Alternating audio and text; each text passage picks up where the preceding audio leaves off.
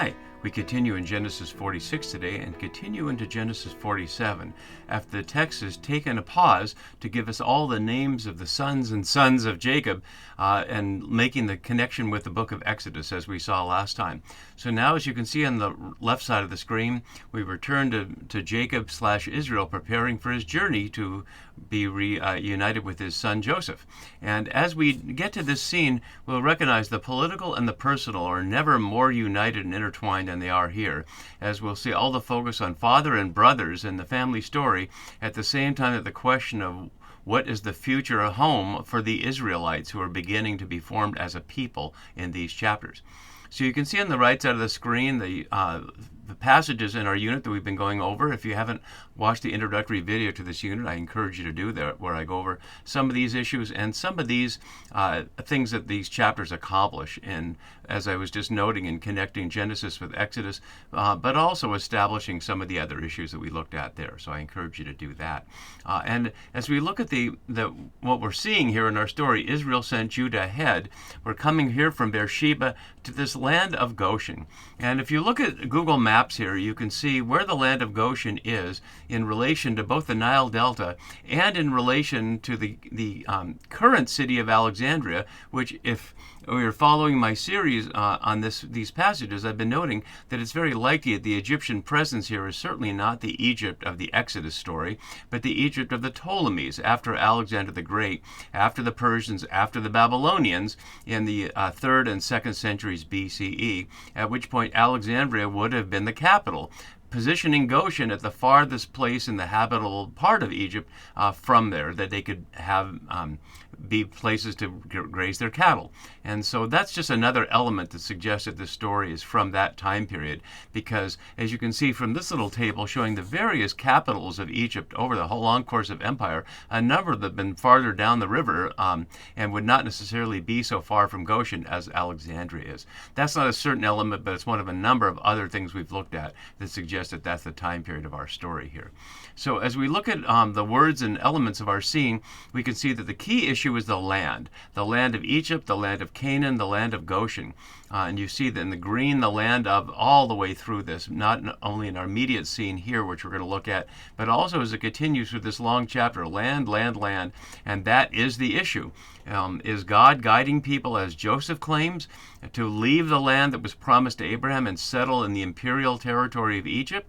Or, as Jacob certainly intends to do, to have his bones buried back at Machpelah in the cave that was purchased by his grandfather Abraham? And the brothers will have to decide that in their own situation, but also the audience is needing to decide that as well. It's not so much a matter of being in Egypt as being under Egyptian influence, and that's an element that we'll see in this scene and others that follow. And not just around the land, but around identity, as we'll see in the next chapters, around Jacob's claiming of Ephraim and Manasseh as his, even though they were born in Egypt. So that's the issue of the land, but we can also see so many times in here the phrase brothers and father, father and brothers. We see it twice in our immediate scene here, and then again, and then twice more, and then twice more. And we don't see it in the second half because the scene changes. You can see it's no longer about that after that. But in this first part, it's all about that. And one of the things I would encourage us to consider, even though the text doesn't bring it up directly, is the brothers are rendered silent throughout this whole element. The only thing they say is a variation on what Joseph tells them to say to Pharaoh. But we hear none of their thoughts or feelings or what's going on in them as they have this amazing experience of encountering Joseph with their father in Egypt. Because one thing they know is that their brother Joseph is a liar.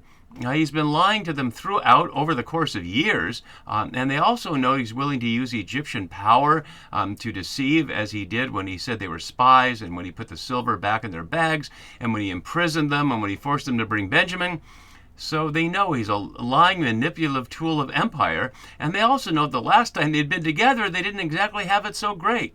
So we'll discover when we get to chapter 50, after they've gone back to Canaan and buried Jacob and come back, they're still afraid that Joseph is going to be on them. So we don't know that if we're reading the story in sequence, but it's certainly not a spoiler alert to say the brothers have every reason to be suspect of Joseph. And which means, why should they listen to what he has to say here? Do they have any choice about it? Well, we'll have to consider that as we go. And what we hear immediately is Israel sent Judah ahead to Joseph to lead the way before him into Goshen. As my note below has from Westerman, that the verse has formidable difficulties in terms of versions in the Hebrew, but we're not going to worry about that right now. We can work around a number of those details in looking at the individual words. But isn't there an interesting level of the personal and the political here? Because in verse 28, plainly Israel means Jacob and Judah is his son. But it's also, of course, the two nations that vie during the monarchy and after the monarchy for control of the land. Is there any way we can hear this at a national level? There certainly isn't any situation where Israel sent Judah anywhere. Israel was defeated before Judah by the Assyrians in the 8th century BC, and Judah by the Babylonians in the 6th century BCE. And after that, Israel stops being Israel, but becomes Samaria for a while, or Ephraim, as it's sometimes called. So we don't know a historical moment for that, but it's just an interesting juxtaposition. And as my note below has, other than as we saw earlier in 43:8, when Judah spoke to his father Israel, they're nowhere in the same verse anywhere outside these two verses until we get nowhere in the Torah, a couple times in Joshua, and then, of course, it happens in the monarchy when they become the two nations. So this is an interesting retrojection back of the names of the two characters as also the names of the nations. He sent them ahead, literally to the face, and so the reason, of course, is twofold. Judah's been there before, but Judah's also the only one that the father trusts. And we've seen him a number of times here in the story. We saw first his birth announcement there, but then we saw the various roles that he played in relation to his brothers, in relation to Joseph, both in relation to the brothers back in chapter 37, and in relation to the father in chapter 43, and in chapter 44 in relation to Joseph when he didn't know as Joseph, giving the longest speech in Genesis. So Jacob doesn't know about that, of course. He doesn't know that Judah has given that long speech to Joseph. But still, he's the one he sends ahead to see where Goshen is. And that leads us to have to explore the question of Goshen. Because why is Goshen the focus here? Well, there's a couple of reasons. One was, as I showed you on the map, that it's the farthest from Alexandria. And it's also near the desert area, but close enough that you could have shepherds there in that land. But it's also highlighting something key here, which is that they're putting them in a ghetto. They're putting them on the edge of the habitable land there. And so let's see how that plays out as Joseph makes it seem like Goshen is the only possible place. So immediately we saw back when he first revealed himself, you shall settle in the land of Goshen and you shall be near me. So that was the initial announcement. Now we have our immediate scene here. Then we'll have what follows here, where they go to Pharaoh and argue for the land of Goshen, and they're allowed to be there. And then we see they're ultimately settled in the land of Egypt. And notice here at this point, is it one or is it them? There's a they connected to it. So at this point, Israel is a people settled in the land of Egypt in the region of Goshen. And when they go back to bury Jacob, only the children of the flock stay in Goshen. But plainly, they're intending to go back there. They could have gone to Canaan and buried Jacob and stayed there. But they don't. They leave their children and flocks behind and go back to Goshen again. In Exodus, we see twice that Goshen is set apart to be protected from the plagues. First, the plague of flies, and then the plague of hail that you see there in Exodus 8 and 9. But then an interesting thing in Joshua, which is the territory of Goshen appears to be in the land of Israel, or at least southern Judah. We see specifically here in Joshua 11 this description. Joseph took all that land, the hill country and all the Negeb meaning south, and all the land of Goshen, and the lowland and the Arabah, and the hill country of Israel, and its lowlands. And so if we just look at the map we saw here, that's this, you see the Negev here, that's all in this territory here, not Goshen over here. So the authors of the books of Joshua don't seem to know a Goshen in Egypt, or at least they know a Goshen that's in Judah, and maybe in addition to the one in Egypt. Perhaps there was not a Goshen in Egypt. Perhaps the only Goshen was here, and it's retrojected into the Egyptian story. But it's there now, as you can see from the Google Maps, and that's as much as we can say about that. So with all that framework, let's dive more deeply into the story as it unfolds here.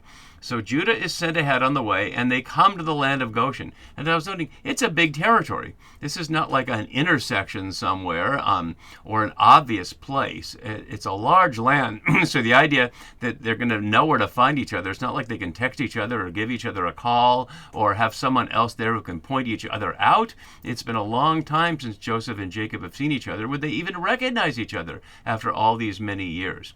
But this is what unfolds. Joseph made ready his chariot.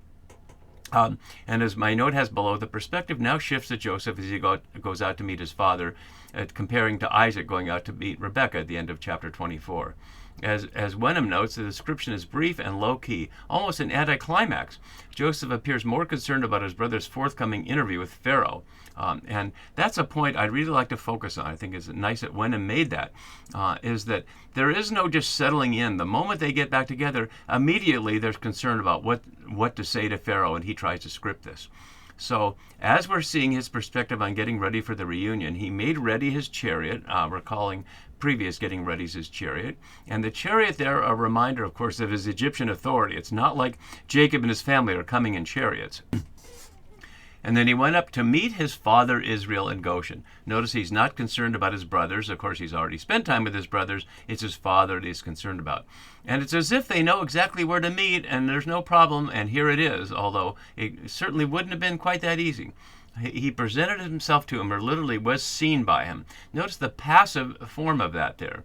So it switches back to Jacob seeing him.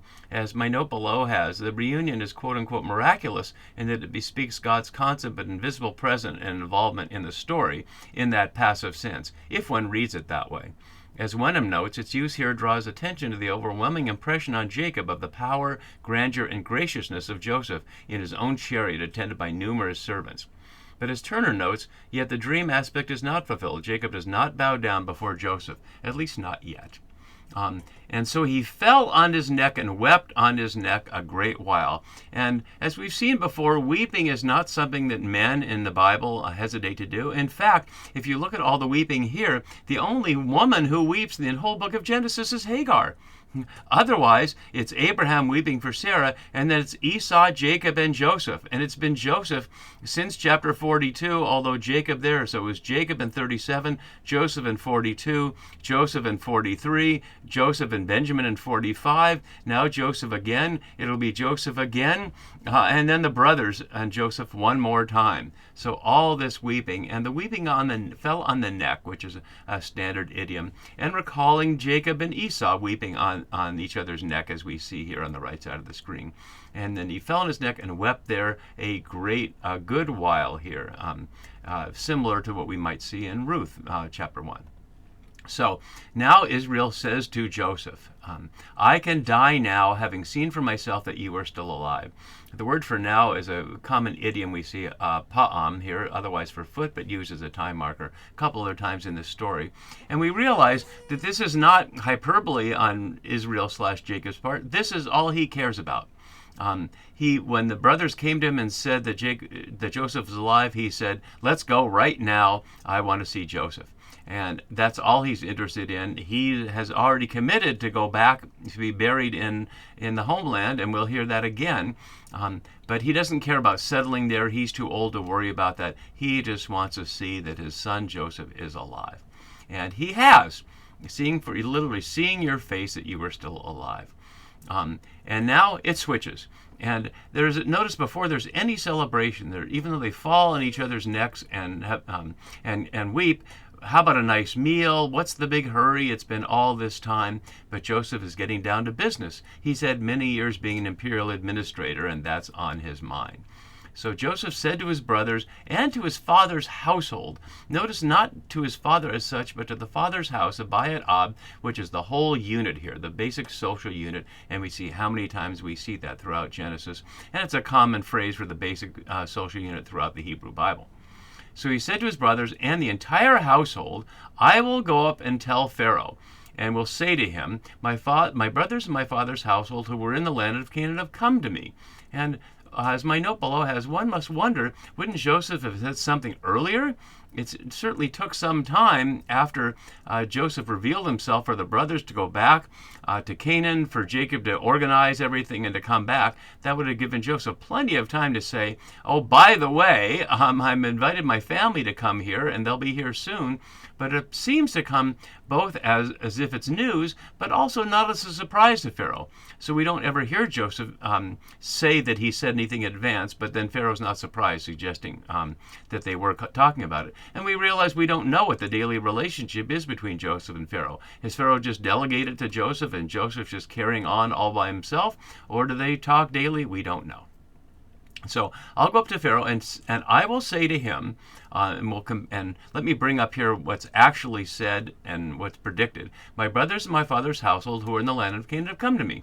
And this little chart on the right, based on the work of Sternberg, who doesn't make this particular chart, but who's taught me long ago in Genesis and elsewhere to compare when people say something and when they repeat it, or when they anticipate saying something when they actually say it, to see what's different. And so let's focus with it on this side, and we'll go back and look at the translations. So this is what he said he would say, and this is what he actually says. It's close enough, although he doesn't say specifically that they're cattle grazers and men of livestock, although it's implied with their flocks and herds and all they possess. So let's continue, and then we'll see how it unfolds.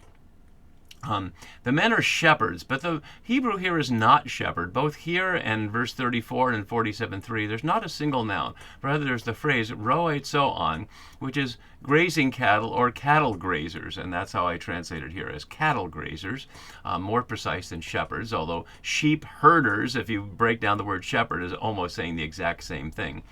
They've been keepers of livestock, or literally men of livestock, on she here, men of livestock, and brought their flocks and their herds and all they have. Why would he want to emphasize that? Well, we'll find out in just a moment. When Pharaoh calls you and says, what is your occupation, or literally, what is your work?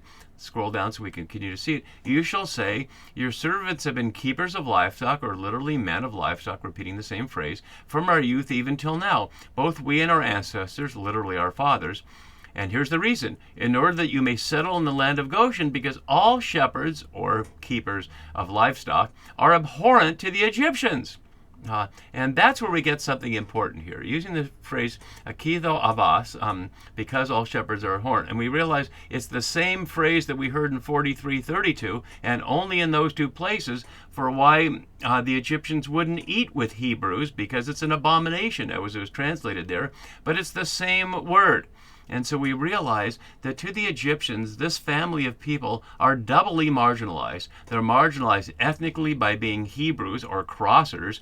One might call them illegal immigrants or aliens. And we'll hear that the brothers use that phrase, at least as it's translated in the ORSV, and describe themselves as aliens. But it's also a class bias, that they're dirty shepherds, that they hang around with animals and they have to deal with dung, and they're not like clean city people. And we note how that hostility between sophisticated city people and the people they rely on for their food and clothing are out there doing the dirty work persists to this very day. And one must ask the question, why would these people want to go settle in a land where people hate them for two different reasons and won't associate with them? And I find it amazing how many scholars continue to see this story as some kind of celebration that Joseph saved their life and it's a happy ending, given the explicit hostility of the Egyptians to the very nature of these people. Nothing about them personally, just who they are. As my note below has on Wenham, he says, probably an example of the widespread distrust and fear of nomadic peoples by settled urban dwellers, to this day, one might add. Here, not quoting him, it's a ploy by Joseph to get land for his family away from the center of power and suggests that they are not a burden or a threat on the state. And that depends a little bit on my noting at the beginning of this video that Alexandria is the capital and the Ptolemaic era is when we're talking about. Shupek suggests that the concern is that Egyptians rarely eat sheep. It's not part of their diet, and perhaps that's part of it as well. So we don't hear anything about any reply here. We don't hear anything that the brothers or Jacob are concerned about the fact that their occupation is something that's going to be abhorrent to the Egyptians. And notice, not just to the elite, but to all Egyptians. So it's not just a class thing. It is a national element as well.